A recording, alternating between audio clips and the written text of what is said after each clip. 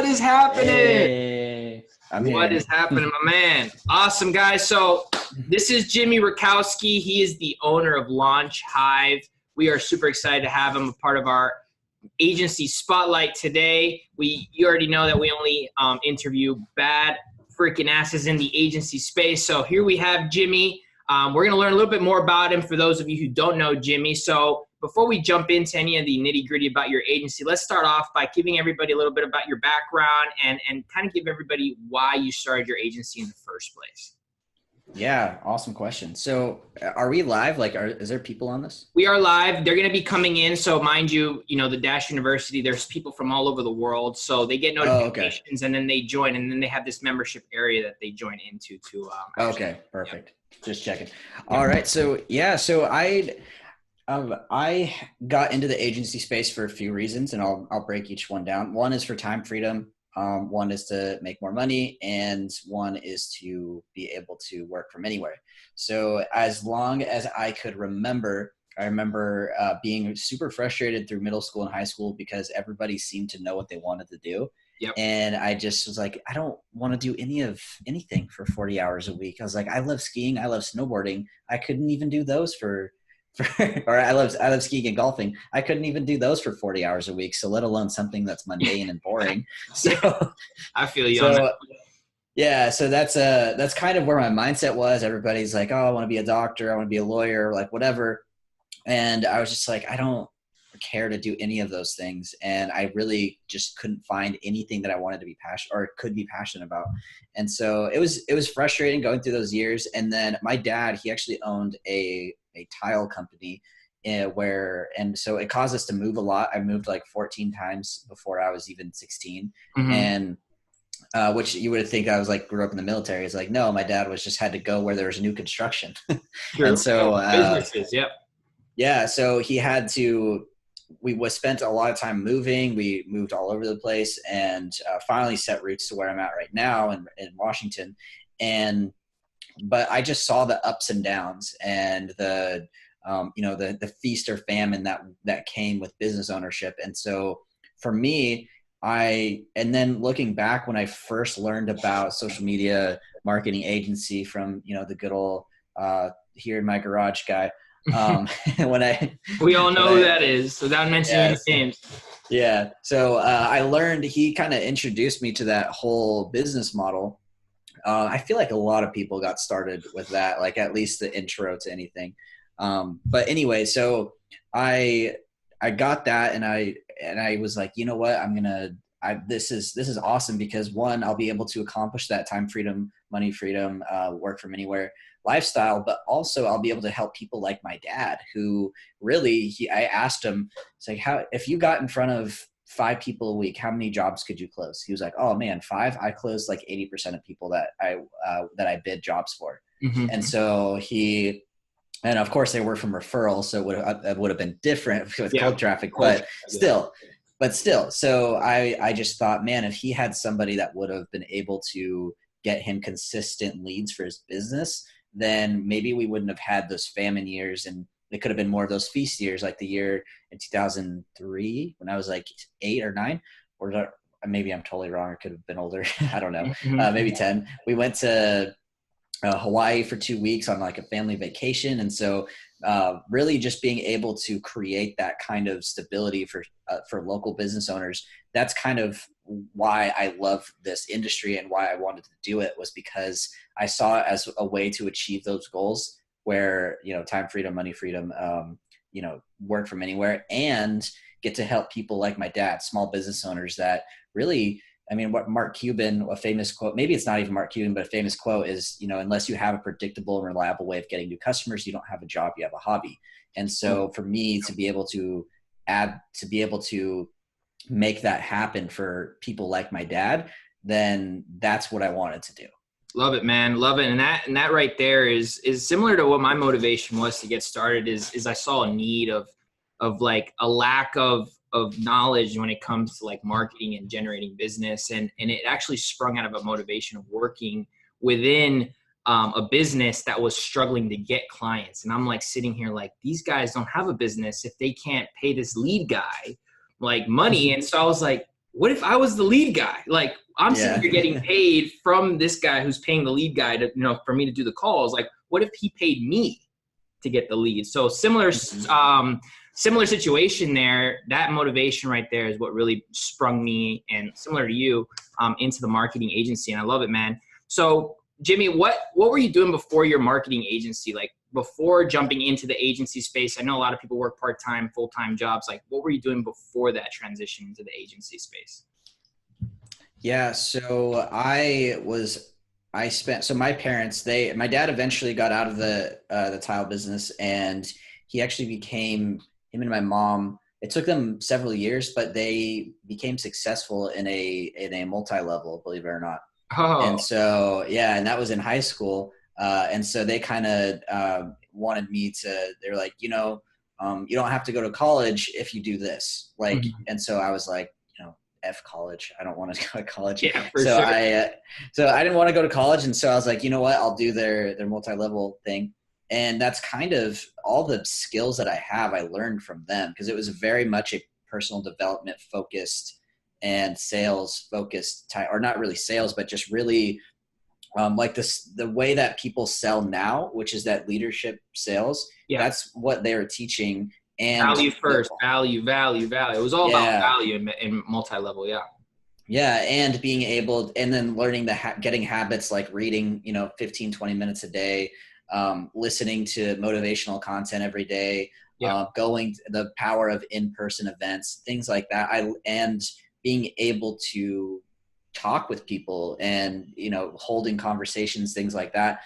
Before I did that, I was the stereotypical like shy kid. Like, I didn't have very many friends in high school. I just had my head down, did my went to my classes, and then dipped out. I didn't what really they call an introvert nowadays, right? Yeah. So I was extremely introverted, very shy, very scared of talking with people, and that kind of, and how they build that model, that business, is not by like, now you can build multi-level, or people build multi-levels using online marketing, like, using the same stuff that they teach in the ClickFunnels and all that.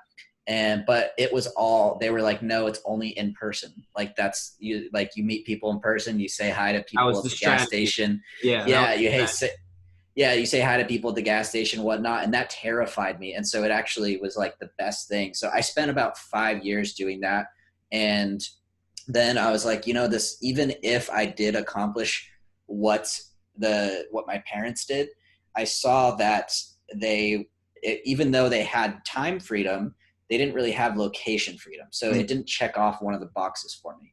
And they couldn't really leave where we live now because their whole team was here. Gotcha. And they technically could, but it's just more difficult. And it takes they need to achieve a few more levels before they actually can have that true location freedom as well. So, and the process to get there, on average, it takes people about 8 to 10 years. And so for me, I was like, I don't want to wait 8 to 10 years. Yeah. So I found this model. I was like, okay, it checks all 3 boxes, and I get to help people. Like, game on, let's go. Love it. So it sounds like from your experience, you learned like what not to do from everything you were experiencing. And then you kind of optimized it to make your agency, which is now very, very successful. And you've learned from everything in your past, and now literally implemented that in your business today, which is now why you're extremely successful and why you're on this interview today. Yeah, well, and I guess another part of that question is, during that time, I was working at a coffee shop right out of high school. Okay. And then, so I did that, became a manager, and did that for about 3.5 years. And then I was getting really double-minded, because I wanted my own business and wanted those 3 things. And the coffee shop, I became friends with the owner. They were expanding like crazy. And he was like, man, I'll like give you ownership. Like, he started to entice me with making, like, basically selling my soul to him. And I got worried because it was so much fun working there. Like, I loved the work. So it was great environment, loved the people that I worked with, and the owner like loved me. And so, or not like in a weird way, but he loved me as an employee. And so like me and him, like, he took me and a handful of the workers to Vegas one time and paid for everything. And we like got a bottle service at a table at Dead Mouse and at Club Excess, and like all of this cool shit. And I was like, man, this is so enticing to just like go all in on this. And so, but then I realized that it still wouldn't be what I want. And so You weren't I made feeling the decision. fulfilled. You weren't feeling fulfilled enough. Yeah, I mean, I loved the environment and all that, but I just didn't feel I wasn't. I knew that it wouldn't get me to where I wanted to go. That eventually I'd be wearing a suit and be working in a corporate office, and so I just, or if probably never wear a suit. Like they're kind of like a Dutch Bros type of. I don't. Or you guys probably don't have Dutch Bros in Florida. No, we don't. Anyway, it's like those high energy like drive through like things. Anyway, but yeah, so I realized I didn't want that, and so I transitioned into taking a bank job, and a bank job had everything that I didn't want. And I did that on purpose. Okay. Because it had reports, spreadsheets, clocking in 9 to 5. And at the coffee shop, I worked 5 a.m. to 12. So I had like all day. And so it was incredible. And so, and then I went from 9 to 5, actually it was 9 to 6. I had spreadsheets. I had to deal with people and money, and I didn't like working with numbers. And so I was like, this is the worst possible job for me. And so I'm going to take it so that it seals the back door. So I have no other options, and I only have to, I work only on what can, you want. Yeah, I can only work on what I want, which Love that. yeah. So I ended up being there for 3 years. At the bank? At the bank. And so walk me through that, because a lot of people right now watching and that are going to be watching this are in a position, let's say working at the bank or working at the coffee shop right now, and they're struggling to because there's so much stuff out there. There's so much stuff. Kind of walk us through the thought process that you had from the bank, what your mindset was to actually, because think about it, you have to work out, overtime. So after you get out of the bank, you got to now put on your business hat on and actually get to work and start working on that. So what was your mindset going through that? Were you really stressed? Were you happy? Did you feel fulfilled? Did you feel like you were progressing? Because a lot of people, they don't like putting in that overtime because they feel like they're not getting anywhere, and they're comfortable at their job. And once they get paid, it's like, I don't have to work as much or as hard on my business because I just got paid again. So it's like, what kind of mindset were you going through to actually full focus on your agency and literally eliminate all the other noise to focus on what you truly wanted? What was that? What was going through your mind there? Well, one thing was that I hated working at the bank. Absolutely hated it. Okay. And so for me, the nightmare of working there was greater than my not wanting to do work outside of work. So for you basically put yourself in a very uncomfortable position in order for you to so it was like almost mandatory that you had to succeed with your agency. And hey, I think that right there is an amazing strategy, because a lot of the times, because people are so comfortable, they don't ever take what they really want to do seriously. And I think that right there is something I've never really heard of before, someone physically putting themselves in a job they don't like to actually work on something that they do. And that's awesome. And that's truly brilliant that you did that, and how you've now basically transformed into now a full-time agency owner. Yeah. And not only that, Angel, but I actually, the work going from the coffee shop, because I was upper management, to a bank as a freaking teller was actually a $1,200 a month decrease in my pay. So not only did I, what is that? Like 13, 14 grand a year. So I took a, almost $15,000 a year loss just to be able to put myself in a position that I knew I would hate, and that it would be painful enough for me to get started. And I don't think that with the right mentorship, with, working with you guys and things like that, there's no reason why it should take you 3 years. For me, the reason why it took me 3 years was because I didn't really invest in myself to learn the steps. I just didn't. And so I didn't have anybody to walk me through. So the fact that people that are in here, so smart, because you're going to be able to shortcut that. It's not going to take you 3 years. I was scared to buy courses online, especially with the Lamborghini guy. His course just doesn't give you a roadmap. It's just kind of like a shitstorm. It's just a shitstorm of information. And it's like, they teach you drop shipping in it. It's like, what does that have to do with freaking SMMA? So anyway, it took me a while. When things really took off was when the course I got, which I won't say it, never mind. Anyway, I got a course where the person actually laid out an agency on what it looks like to get success for clients, and what it looks like to prospect and some sales stuff. And so I invested in it. It was like I had to put it on a credit card, and I was like, let's do this. And so anyway, I ended up. So let's stop there real quick. And because a lot of people, what you just said is something that they've never done before. Putting thousands of dollars on a credit card, right, to something they're not tangibly getting right away. Because typically when we go buy something, you pay money and they'll give it to you right then and there. Here's your product, right? And you're happy, you walk away. But to pay, let's say $2,000, $3,000 into somebody, for example, to invest back into you, right? That right there is something that a lot of people have never done. So walk me through what made you what was the thought process behind actually committing to put money that you didn't have into something that you realized that could potentially change your business? What was that? How did you get the confidence to actually put that money on the line, actually take action on it? What was that? What happened there? For me, it was two things. One, I understood because of the multi-level background how important mentorship was, because everybody that was successful that I saw in there, like while I was in it for 5 years, I saw multiple people become multimillionaires from like nothing to multimillionaires. It really works. It's just very difficult. But anyway, so I saw that, and every single one of them contributed all their success to having a mentor and having somebody that's, and they talked about it. Like if you're to go through a landmine or a field that has landmines, would you rather like try and figure it out yourself or have somebody that has already walked through? Yeah. And so for me, like paying for mentorship, it was uncomfortable, but I understood like, okay, this person has accomplished what I want. They have the information in their head. They put it into a library of content. All I have to do is follow their blueprint, because success leaves clues, and I will make it. So for me, that's kind of where, like Chad, multi 7-figure agency, like he has the roadmap.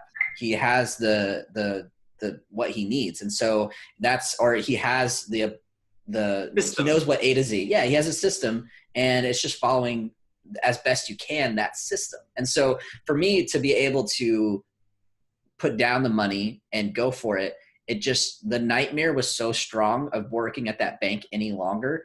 Like literally waking up every day being like, I don't want to go there. Like it's a terrible feeling. Yeah. And so that was just so painful that I was willing to be like, okay, well, $1,000 on a course or whatever it was, maybe it was $2,000. And, worst case scenario, I have to pay a minimum on that credit card. It's like $30 a month. Like that's not going to take food off my table. So you kind of weighed it out as like risk versus reward, right? You were like, if I take this risk, the worst case scenario is that I'll have to pay like $30 a month, but I'll still get, the skill set, and then I can take action on it and make it back in time, right?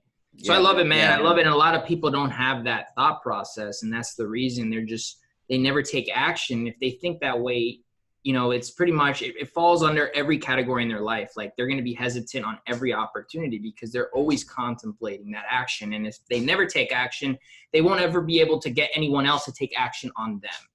Yep. Right. Because if you're scared to pay $1,000, guess what? You're going to feel that body language, that tonality that you're going to be, expressing over the phone with a prospect, for example, exact same thing is going to happen with you to them. It's like, they're not going to feel like comfortable paying you $1,000 if you're not comfortable paying $1,000, So it's like, that's the reciprocation. You have to be, confident in your purchase, just like, the person selling it. If they're not confident in selling it, who's going to buy it? Yeah. You know what I mean? And that's basically where a lot of people, need help with. And I'm glad you brought that up because, being able that you can relate to where you're at, where you were in the copy shop, and now you're owning a very successful agency, people can now see how that transition happened. Now, fast forward to today, Jimmy, you're now owner of Launch Hive. How many clients are you currently actively servicing right now? Yeah. So right now, let me pull up my sheet. Oh, you came prepared. Well, I just couldn't tell you off the top of my head. Okay. Yeah. So some interesting things happened in the last, let me pull it up 1 second. So we changed a few things in our agency. So we did uh in August. It was close to 25K, and we were servicing 25 divided by 2K. So whatever that is, like 12 to 15, something like that. Okay. And yeah, that'd be 12 to 15. And so we got approached by a guy who, this was in late July. We didn't pull the trigger with this guy until like mid-August, but me and my business partner, we got approached by a guy who, he's like, hey, we have or my solar company, or let me back up a little bit. That's why I got lost. So back this last year, I was doing ads for a huge solar company where I live. Okay. And so we were doing ads for them. And then one of them, somebody approached the owner, was like, hey, can you help me set up like this online ad stuff? And so the owner was like, yeah, I don't know how much he charged him, but he's like, come and you'll hang out with my funnel builder and my ads guy. So he asked me to go there and hang out with him and teach him everything. This was back in February. So I did that. And then late July, I get a call from the guy and he says, hey, like what you taught me plus adding my own spin to things a little bit, we've been able to go from 5 solar installs a month to over 80. We did, he said, yeah. So we went from just like a small operation to a multi-million-dollar operation very quickly.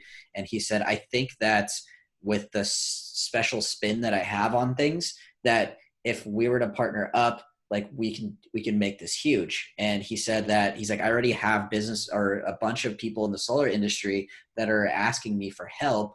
And so can we partner up, or can we partner up? And so we ended up doing that in August.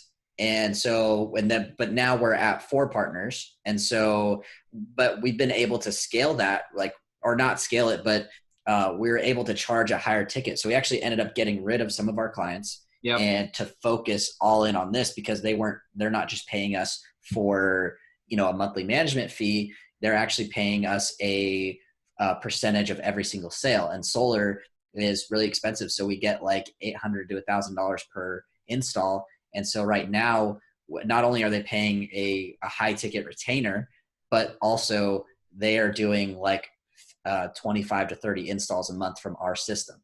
Love it. So yeah, so we're actually looking at just bringing on, like getting rid of our lower ticket clients and then just having a handful of these higher ticket ones, and then just having them straight up like, or keep stacking those commissions. And so it sounds like you've basically diluted those or like the lower quality clients and keeping basically Dream 100 is what they call it, right? You're wanting to just focus on the ones that are going to bring in, 80% of the income. That's basically what you're wanting to focus on.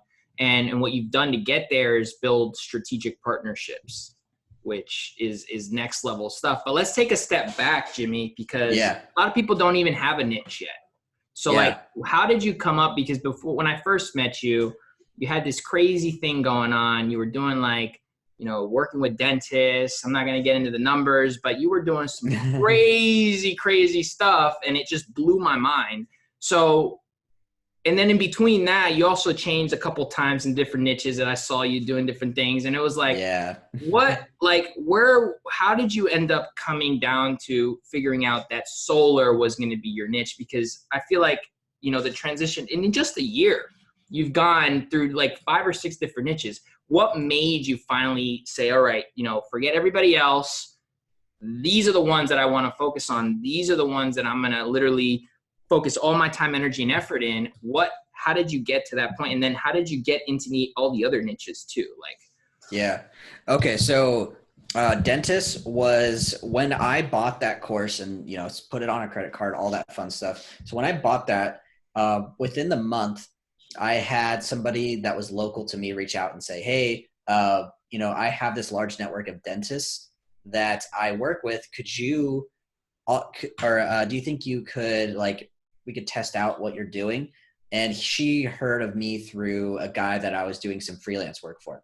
Okay. So, which was I was doing ads for, it was like my first ever client was a fertilizer company. And Okay. yes, Fertilizer company. yeah, don't do that. And then the next thing, and then a lawyer. And so those are like my first two like ad people. And so she heard about me through the guy who was subcontracting the work to me.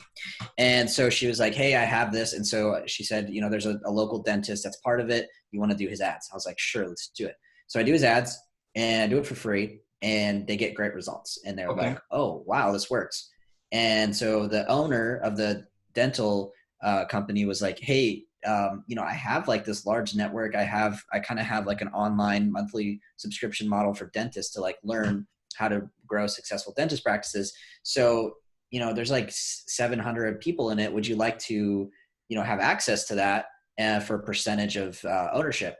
And so, and then the girl who hired me, or that made that connection, she was like, I think this could be big. Let's partner up. So me and her were 50-50. And then the dentist was like, hey, for, you know, 20% or 15, whatever it was, would you, you know, I'll give you access to this whole crew, and I'll give you access to, I know all the biggest dentist podcasts. I know all the owners, like I'll get you on their podcast to promote yourself. Like, let's do this. And I was like, all right, freaking awesome. So he gave us like 6 clients to start off. Over the course of 3 months, we perfected it.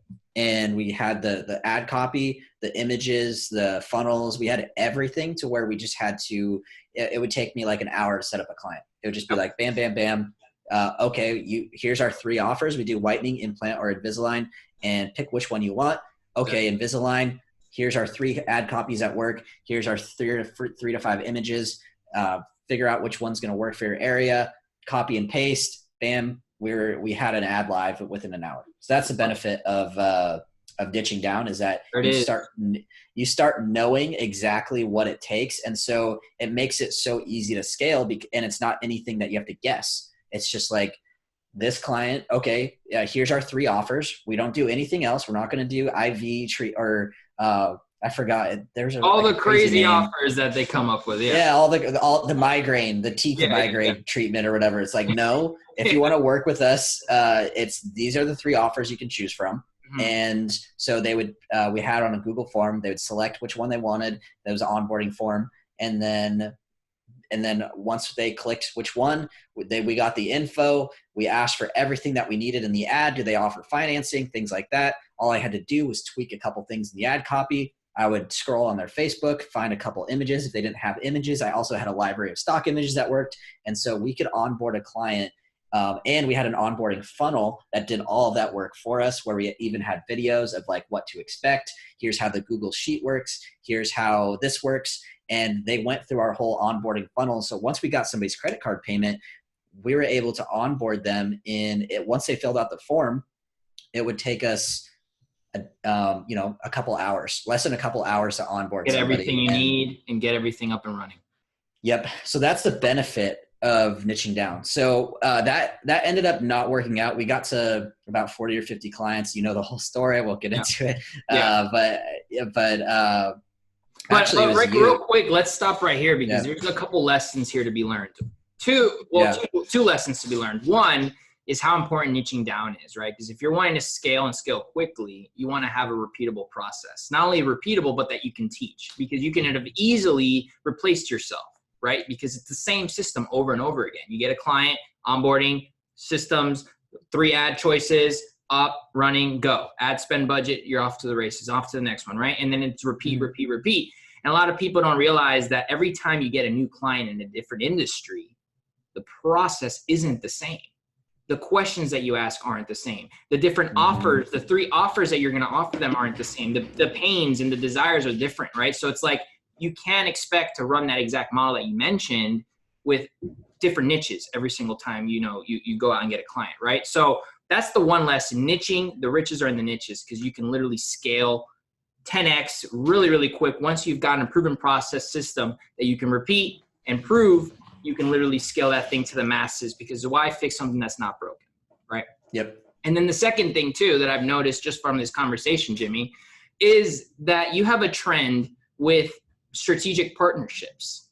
So you're very good at, believe it or not, with connecting with people who have large networks and creating partnerships around that relationship that's going to potentially be worth to you thousands upon thousands upon thousands upon thousands of dollars, where literally all you have to do is find that one key player to unlock the floodgates to the niche that you're wanting to go after. And you've done that multiple times, Jimmy. You understand that? Like, that is something that most people, are focused on how to get the one next client. Like, let's run ads, or let me just send out an email. Let me just get one client. In your case, it's like, let me find the guy who knows everybody. Let me go find the guy who has the connections to the associations. Let me go find the guy who has all of the partnerships in the same industry. Let me go find that guy. Let me blow this guy's results out of the water, and then we'll start the business from that point, and then you're going to scale to the masses. And your time period to scale was always like within 90 days that you would scale to. How long did it take you to get to six figures with that strategy? Like your first 10K per month, which is a few clients, like, right? What's your average? How much do you charge per average, right? It took like a month. A month. So, yeah. So that's huge right there, right? So instead of focusing on how to get one client, why not focus on the guy who maybe does something related to your niche? So maybe, let's say you want to go after dentists, maybe not go after the dentist, maybe go after the guy who sells dentist equipment to dentists. Guess what? Who's his client? It's all the freaking dentists that you're spamming on email every single day. Why not get a relationship with the tool guy? And if you get good results with him, right, he's going to unlock the floodgates, say, hey, Jimmy is my guy. Go to this guy. Next time you buy a tool from me, hey, you need more business? Hit up my guy, Jimmy. Right? And you do a partnership agreement where you give this guy a commission. And, dude, he's going to have you on speed dial. And you sit back every single day and you watch your transactions come through. Right. And so that's right there, super, super key. And I wanted to just kind of circle back to that, because that's so amazing that you've done that multiple times. And that's why you're extremely successful. And you can do it over and over again. Hey, if you want to go after the roofers tomorrow, you could do the exact same thing and follow the exact same process to get the exact same result. And well, I'm actually trying to do that again. So here's a little, like I said, I have 4 partners in the solar thing. 2 of them own a solar company that are they each own their own solar company that do like multiple 7 figures a year. Okay. And here's the thing about that is that because they are part owners, nobody says no to us, because they're like, this guy isn't just a marketer or a lead gen agency. These guys actually own a business. They own a business. Nobody says no, because it's like, how dumb could you be to say no? Like they're using the same system that we're going to be implementing for you, and to make billions of dollars a year. And so, we're able to charge, 5K a month base, and then 10% of whatever sales we get for them. And so we're able to really it's incredible what we have going. Again, it's pretty new, like September, October, we should hit our record month this month. But I learned, and it's pretty much that I wish that I could get into the details, but there's some serious secret sauce that I can't. No worries. But anyway, so right now with that model, I'm not really spending much time in it. And so it freed up a whole bunch of time for me. And I was like, you know what? I want to see if I can do this again, but on my own. And so that, if you look up Launch Hive, it's actually a mortgage industry, company. So the company that I have is called the Enzo team with the other partners. That's the one that's doing most of the income, doing over 25K a month, all that fun stuff. Should hit 50 by January. And, but it freed up a whole bunch of time because I have, systems and we don't really, because we only have to work with a few clients, one client turns into 3 to 5 with our model. And so we only actually have to get very few. So the number one thing that's a time suck for most agency owners is prospecting and sales. And so I don't have to do that right now. And so for me, I freed up a whole bunch of time. So I was like, you know what? I want to see if I can do something 100% on my own. I've never done something on my own. I've always had partners. And so I launched this mortgage industry, and I humbled myself and said, you know what? I haven't done this industry. So I'm going to do some free work. Mm-hmm. And I found a guy that's like, hey, I'm in a network of, 750 There we go. There it is. 750 mortgage brokers. And so I'm going to be doing free work for them, which here's the crazy thing, Angel, is that I am not even going to be doing the work. I found a plug that is able to do all the work for me that already has incredible results with this. So this guy, and he charges about like $1,000 a month. So I told the guy, I was like, hey, I do have an office. I can't do free work, but I can do all of this for you for $1,000. And he was like, so basically at cost, right? At cost. Yeah. I said at cost is $1,000. He said, great, let's do it. So I'm going to be able to take that and get him great results because it's already proven. And then once I get him great results, I now have access to 750 mortgage broker or mortgage loan officers across the country that are going to be warmed up to me, and I'm going to be able to close deals left and right. I guarantee. Come back to me in February or March, or I'd say March just to be safe, and I bet you that'll be between 30 and 50K a month. I can't. I mean, how can you fail? I mean, bro, you have everything in line. You have everything set up. You've already proven yourself twice that you can do this. Why can't you do it again? I mean, it's a no-brainer, right? It's one of those things. It's like, once again, why fix something that's not broken? Dude, I freaking love it, man. I didn't even know that about you, and that's awesome, man, that you're doing that. And it's awesome because you're able to do so much because you have systems. Right. So you learned from the dentist niche what to do in the solar niche, and then you're doing the same exact thing there. You're learning what you learned there, and you're applying it to the new niche that you're in now, right? Which is the mortgage niche. And that right there, once again, once you have the effective systems, strategies, and processes that work, all you have to do is implement them, right? That's it, right? And you got that from your mentors, or the combination of proven strategies that you actually allocated into your own business and made it your own. But ideally, once again, you didn't figure this out yourself. Yeah. Right? A lot of the things that you learn that you've implemented into your business, you've learned it from a mentor, from an investment you've made, or from a course, or for whatever. But ideally, you've never done this, and all the things that you know today and you've applied into your business, you didn't figure them out yourself. And that's the way I think a lot of people struggle, because they think, oh, I got YouTube, well, I could do this or I could do that. And it's like, guys, you know how long it's going to take you to figure this all out by just going on YouTube, or by just searching what you don't even know what to search for. It's like, you don't know what you don't know, and then you don't learn those things unless you do it. And so that's why it's either you do it yourself, like you did it yourself, and you actually did the work, did the Facebook ads, et cetera, and did it yourself and learned the skill set there. But for those who don't know how to run Facebook ads, the best other strategy that you can do is exactly what you did, which is what? Leverage someone who's already doing it, who's gotten the results, whether it's, a white label or a fulfillment, whoever it is, a different partner, right? You're leveraging them, and you even said that straight up. You're like, look, I can't do this for free, right? Because that right there, if you're doing something for free, that's going to raise a red flag for somebody. It's like, if you're doing this for free, that means you got no business. That means you got no clients. You know what I mean? So you straight up said, hey, look, I can't do it for free, but I could do it at cost for you, right? And that right there alone is going to change the game for a lot of these guys watching this, because they're over here offering, well, how can I get a client if I've never gotten a case study, or how can I get this, or how? It's like, guys, there's people out there that already have the case studies. There's people out there who've already gotten the clients. Like, leverage that and focus on the things that are going to generate you more money, which is your RGAs, which is your prospecting and actually getting you more sales. So, Jimmy, real quick, talk to me how, for those watching, how are you getting your clients right now? Other than the strategic partnerships, did you use anything else like cold emailing or direct messaging? Because a lot of people are like learning all these different strategies. What was your go-to strategy before finding all these different strategic partnerships? Yeah, cold emailing and Facebook ads. There you go. So most of it cold emailing, and then I hired a mentor to just help me with Facebook ads, because they're not easy for business to business, and so there's some very specific things that you need to have in place, very specific copy, very specific setup, all these things to be able to actually target your audience that you want.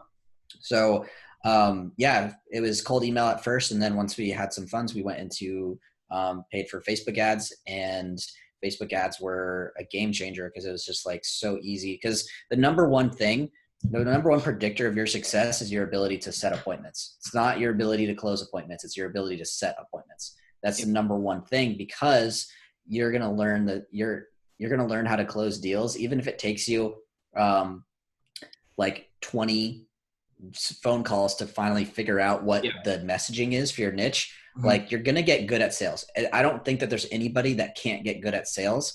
It's just a matter of, it's just reps. That's all it is. It's just reps. And so the number one skill to absolutely master is not Facebook ads. It's not funnel building. It's not sales. It's setting appointments. If you're not at, 10K or more, like that's the only thing that you should focus on is just how can I set the most amount of appointments and then figure out a system for it.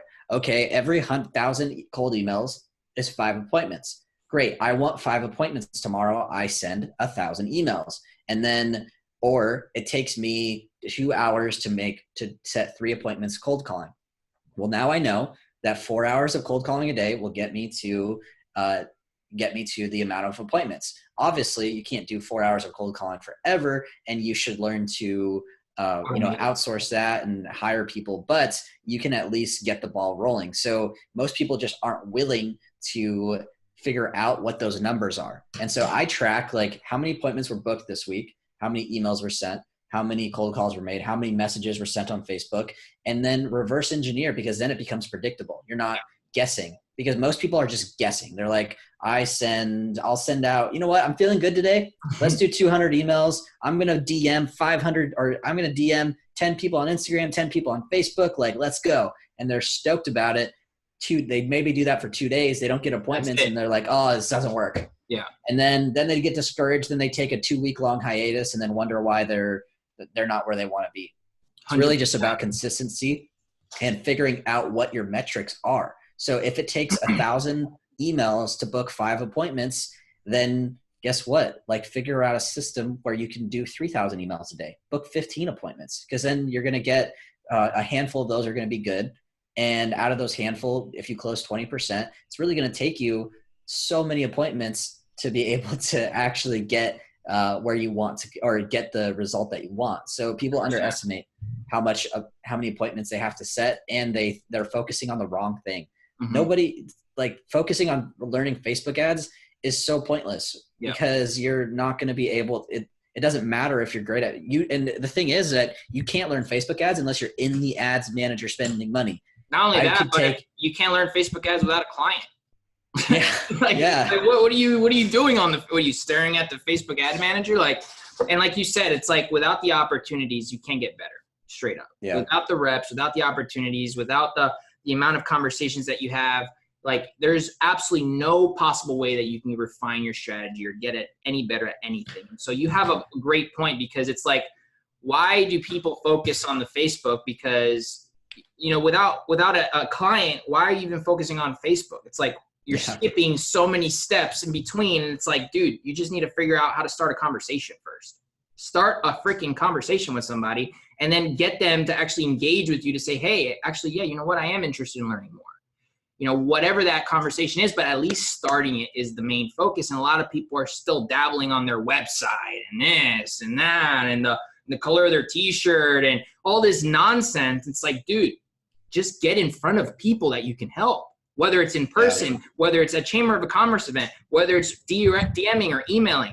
So it's like, why are people focused on the cost per click and, the acquisition and and it's like all this other stuff. And it's like, dude, you got to take a step back, and then, start to move that process forward, from the appointment to a sale, then from a sale to fulfillment to testimonial, it keeps going. But you said it right better than anybody. It's like, dude, focus on setting appointments. Now for you, Jimmy, obviously right now your appointment strategy is a little different than most, which is, people just kind of fall on your lap now because you have these amazing strategic partnerships. But for those who don't have them, what kind of approach or what kind of tip can you give them as far as their outreach strategy? Like, what kind of messaging works? Like, is it more personalized? Is it more generalized? Like, because when you say 1,000 people at a time, it's like, you can't really get too personal there. So what kind of messaging would you recommend, or what kind of insight can you give somebody watching as far as, like, how can they go right now and send a message to get somebody to, like, read it and actually, like, say,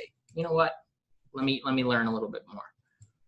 Yeah, it's literally just asking people. So if you're in the, like, I was trying this out in different niches, and one of them that I was able to book appointments for pretty easily was martial arts studios. Okay. And so I used D7 Lead Finder, scraped their emails, then went into Mailshake and would put in like 50 to 100 at a time. And I would say, hi, hi, my name's Jimmy. I'm emailing you because I help martial arts studios get an additional 10 to 15 students a month. If you would like to, when would be a good time to discuss this with you? And then just straight, like, just go for it. And the thing is, like, if you're sending, a couple thousand of those emails somebody's going to reply.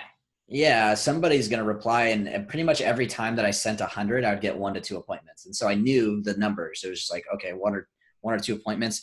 And you got to be willing to like call people and, because most people aren't going to answer. And so if they respond, then just call.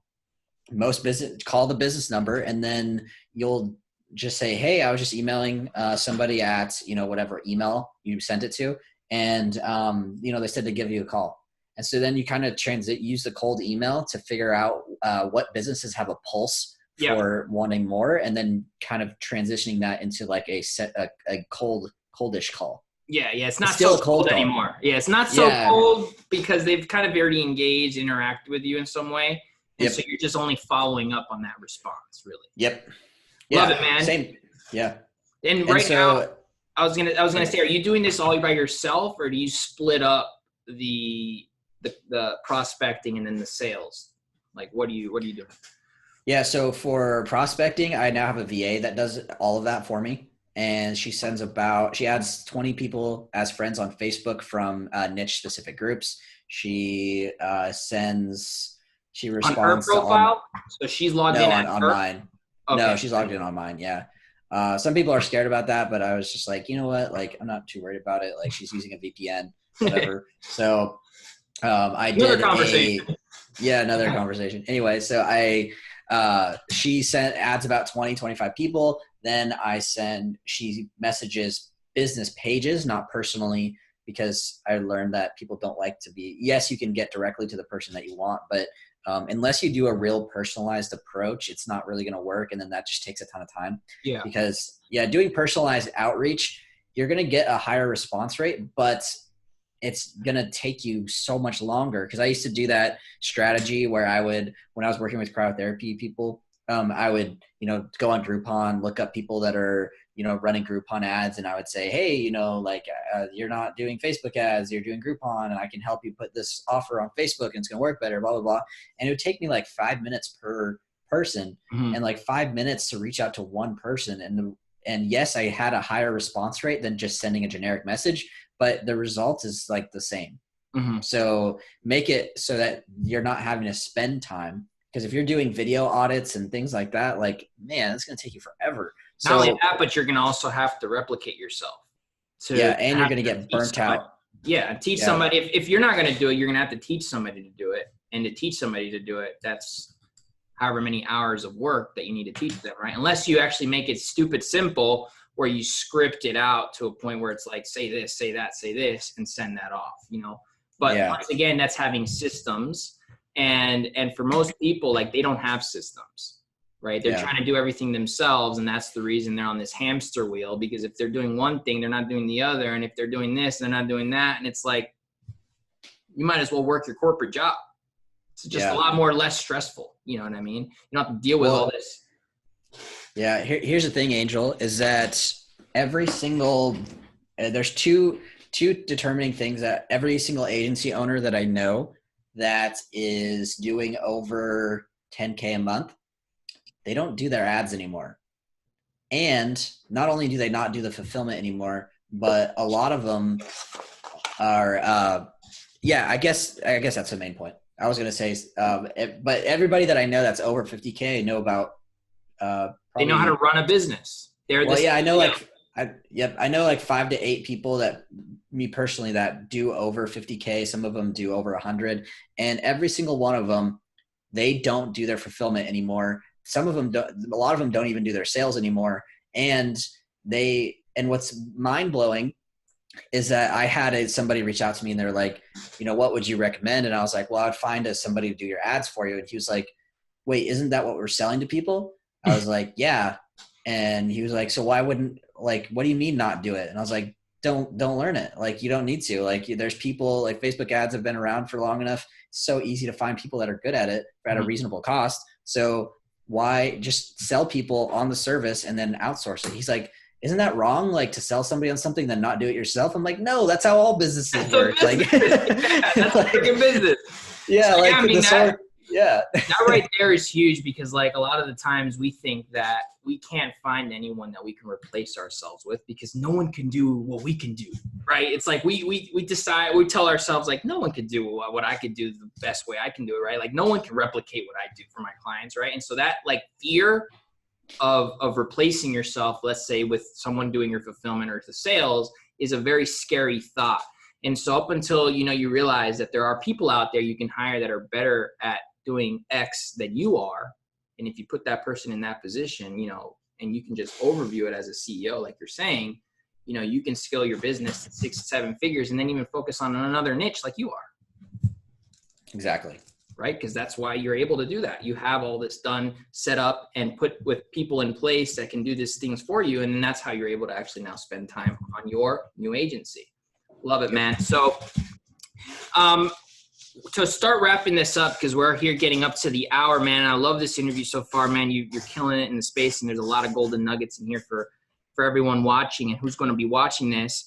Right now, are you currently doing all of your fulfillment in-house, or are you say you're doing that outsourcing? So you're not right now in your process right now with your mortgage company. Are you leveraging that white label to do the fulfillment from scratch? So from day one with the first client, you're going straight to outsourcing. You're not even doing any of the work, right? When it comes to the other company, we have it in-house. So we have somebody that does the mortgage. No, so mortgage. Yeah, I'm not gonna do it. So I have somebody that is gonna do all of it for me. And yeah, so I mean, that's kind of because that one's more relatable to most people watching, because they haven't done the actual ads themselves. So they're looking to possibly figure out how they can leverage someone else's results to actually get a client themselves, right? And so that's kind of the reason I brought that up, is because a lot more people can relate to your mortgage agency rather than your solar, because you started that from scratch, and here you are about to get your first client with a huge partner. And that now mortgage company in 3 months, when I reach back out to you, can be potentially at over 50K. Yeah. That's amazing.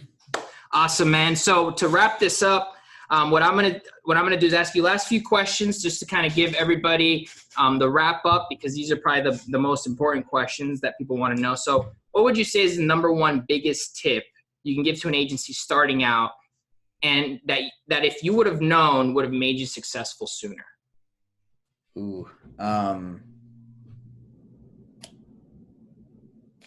One, I spent a ton of time trying to learn Facebook ads, and spent a lot of time. It's a very vulgar term for this, so I'm not going to say it, but unless that's cool. Is that cool? That's cool, man. Okay.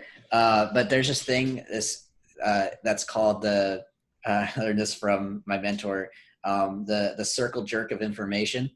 And and what it is like, if you're spending time like, buying $50, $97 like master classes, if you're spending time, going on Facebook groups and like watching interview after interview, or trying to like learn new trainings and stuff, if you're spending a lot of time, like, or buying, if you do have the money, or maybe if you don't, and you're just like not, if you're fine with, putting things on credit cards, if you keep buying courses and buying things, the thing is that it's called the circle jerk of information. It's just mental masturbation. Like, you're not moving forward. By consuming content, you are not moving forward. You are just consuming information for the sake of information. So what I would say is do whatever it takes to learn to set appointments successfully, and not just set appointments successfully, but if you are going to spend time on information, have that information spent learning sales. So that you can, once you get, because you're going to start getting like something that I've committed to is spending an hour a day either learning sales stuff or practicing objections, like just having note cards. Like, I need to think about it. What do you do? This is too expensive. What's your guarantee? I need to talk to my spouse. I need to look at my finances. I need to talk to my bookkeeper. Having, rebuttals for every single one of those that you've rehearsed, so that when somebody says it, you're not going to get emotional response. Yeah. And I learned this, Eli Wild, he said that a lot of people, when they hear objections, they get emotional and they get tense. Yeah. He said that when things started, when people start doing objections, he's just like, yes, bring it on. Yeah, it's like another opportunity that you have to basically, convince to lead them the person. Exactly. It's not to convince them, it's to lead them into the decision that you want. And because without objections, like I had a sales call and the guy was just like, this looks great. It's going to be a no for me. And I was just like, okay, let's talk about it. He was just like, no, it's just no. And he had no objections. And so like, I was like, man, like without objections, the sale doesn't happen. Yeah. You don't know how to move that forward. You're just going to get stuck and end the call right there. Yeah. So if you without objections, like the sale can't happen.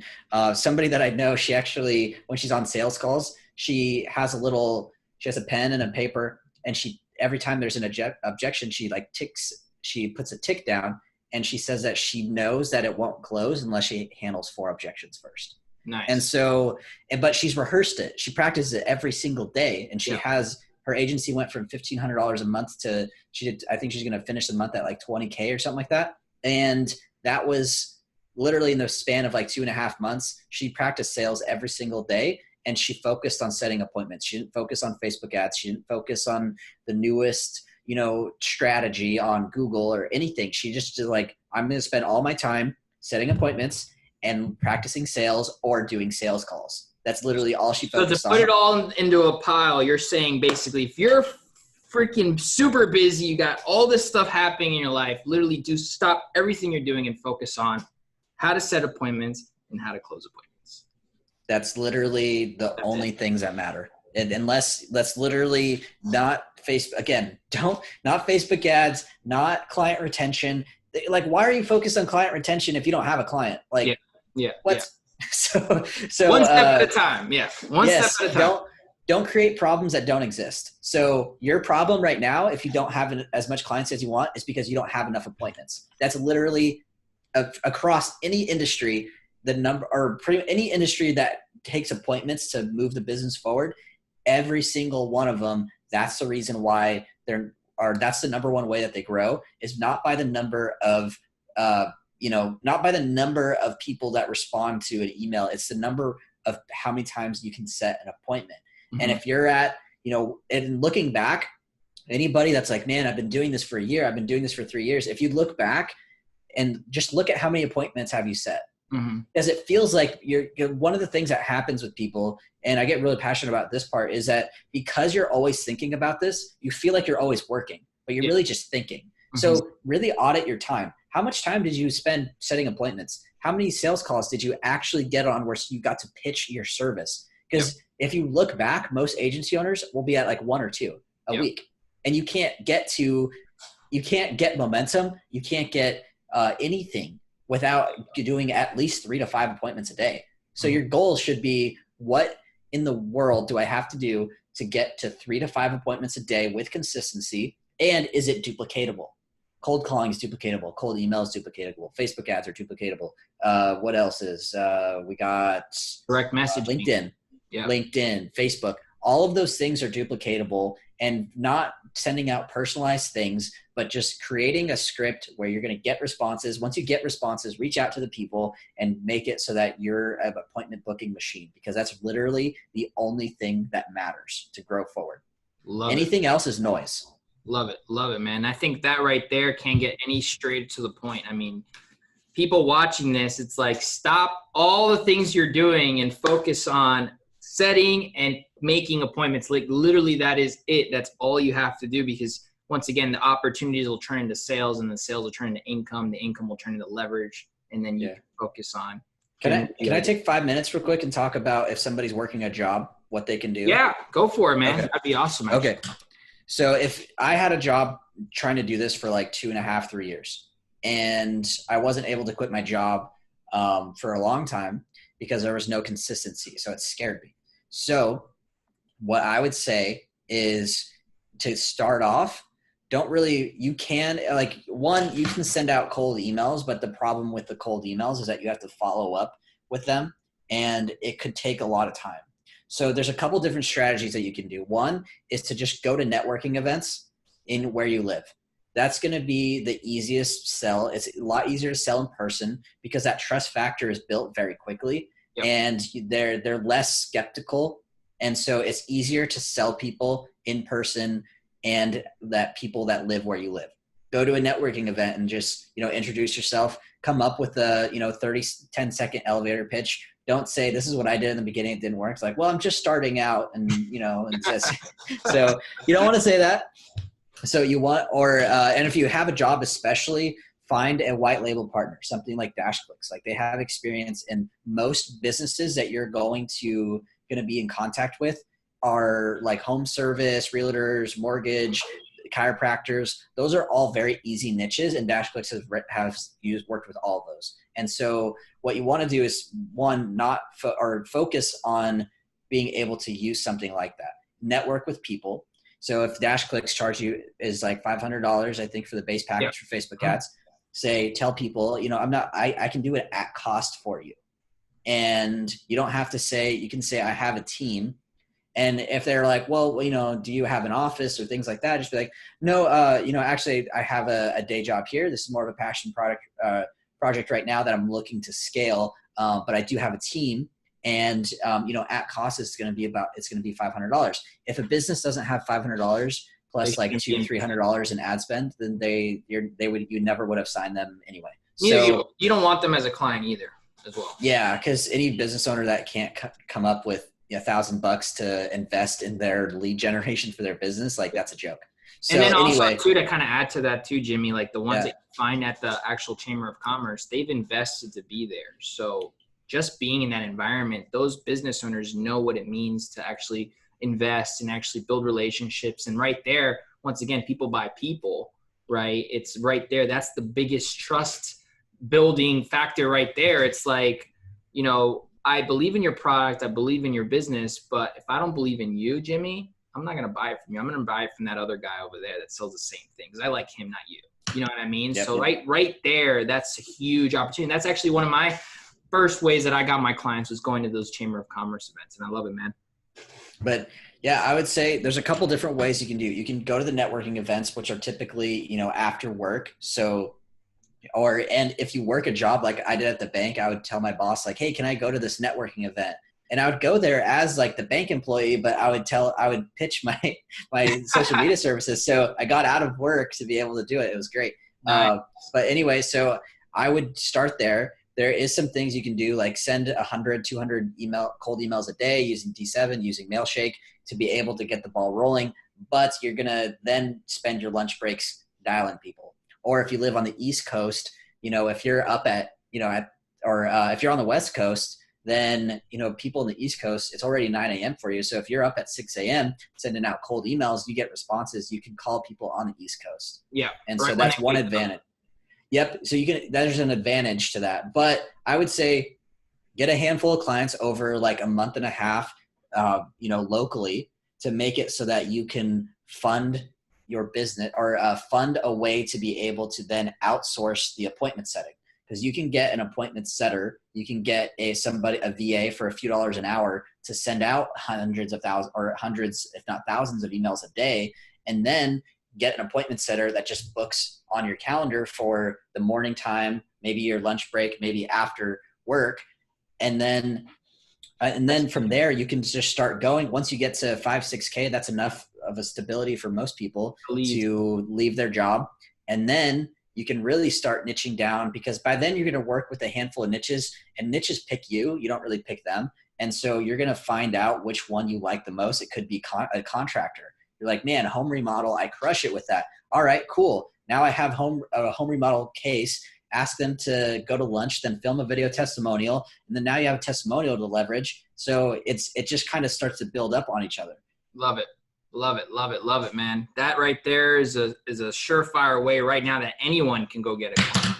Literally, That's the way I got a client. That's the way it's worked for a lot of people, because like once again, if they realize, if a business owner realizes like, dude, you're doing this in their best intention to help them grow, to help them actually become better business owners, people buy into that and they'll give you a chance and they'll give you a shot. And then there you go, off to the races. And that's where you start building your business, man. I love it. Yep. Right now, Jimmy, what would you say is your realistic monthly recurring revenue goal in the next 3 months?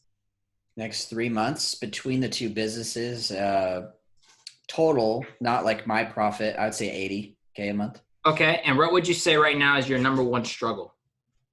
Number one struggle with the mortgage, it's dialing in the offer because it's new. Okay. And they're a totally different type of business owner that I've ever worked with. Okay. So it's been fun and a challenge to learn how to talk with them, how to pitch the service. Okay. A second thing that I would say was struggling is with the big ticket people. It's really just, we send them so many leads that sometimes they're like, hey, can you turn off the ads? And then like we have a guy right now who he hasn't been able to, his best salesperson quit. And so we haven't been able to turn ads on him for like a month. And so I would say like, and we're learning, we're actually going to start that as part of our service, is that we'll hire and train salespeople for them, which is going to make it so that's really high ticket. And so, because two of the owners own solar companies and they all have over 10 years experience door knocking. So they're incredible salespeople. And so we're going to offer that as a service as well. But I would say that is the biggest thing, is because most solar people are working with warm leads. They don't are doing cold leads from Facebook is a little bit tougher for them. So dialing in, then dialing in our sales training program, so that when somebody's like, my best salesperson closed, and now we haven't been paid by that client for like a month and a half, even though he wants the service, he just literally can't handle the amount of leads that we send him. So I would say those are our biggest bottlenecks right now. Got it. And so to kind of give you a little tip there, what we've done here at DashClicks is essentially for our sales team is we've built an entire literally training module. So essentially a client will come in and a person on our team would come in, go through the module, and literally it'll be set up for success. It's like a mini course for the actual employee or the business owner. So for example, it's kind of similar to what you're doing with your onboarding module, where you put them through that and then they get their onboarding stuff. Similar, you can create a line item where it's like a solar training. What you could do is get, somebody that's actually working the business to do the training. Because like you said, you can build on that credibility. Like, hey, not only is this guy doing it, but he's also teaching it, and it's going to be provided with the service included, so that your sales team can actually go through it and maximize their conversions, right? And that right there can be valued at like $3,000 alone, because if your clients don't get any sales training whatsoever, right, and then you throw a bunch of leads at them, guess what? You're relying all your success on that other person's shoulder, versus putting all that control in your hands and saying, hey, no, I got the complete solution for you. This is why you're paying us this much more money than that other guy down the road. This is why you're going to be successful with us. And this is why we're looking forward to this partnership together. And so that right there is going to become like a complete solution for that business. And that's what's going to allow you to actually, they won't be able to play that card like, oh, my sales guy isn't closing, or hey, this guy isn't doing this, because it's like, we've already given you all the tools and everything that you need to actually convert that lead. So that right there would be a tip for you onto how to actually, and then leverage the guy who's actually running the business to do the trainings. Yep. Right. So that's just going to be even more credibility. So to close this out, Jimmy, man, this has been an awesome interview. We're going to do what we call the last fire 7 questions, and these are going to be rapid fire. All right. So here we go. So what's your favorite business book? Shoot. Magic of Thinking Big. Okay. Magic of Thinking Big. What's your hobby when you're not working? I just watch TV with my wife, man. Okay, watch TV with your wife. That's totally cool. It's work and TV. That's pretty much my life right now. Work and TV. What's your favorite online tool right now for building your business and your agency? High Level has been really fun to play with. Okay. How many hours of sleep do you get every night? 8 to 10. Okay. Are you a coffee or tea person? Coffee all day long. All right. How old are you? 26. And if you had to start your agency all over again, what's the one thing you would do differently? I would master setting appointments and sales. Like Oh, that's something that I delayed for way too long. And crazy story. I had to, or I'm not going to go into the crazy story, but I've basically had to restart like 2 or 3 times of my agency, and each time it started off way slower because I always had this fear of not being able to sell, and so I always like dish that off to somebody else, and so I never mastered it myself. And if you learn to master sales, then you're never going to go hungry again. And if you have a high ticket skill, or at least know the person that can do a high ticket skill like Facebook ads, then you're never going to go hungry. So that's what I would say. Love it, man. Jimmy, this has been an amazing interview of Agency Spotlight, brother. This has been such an amazing, there's so many golden nuggets in this interview that I hope everyone watching takes back and actually implements and takes seriously, because there's just so many good stuff.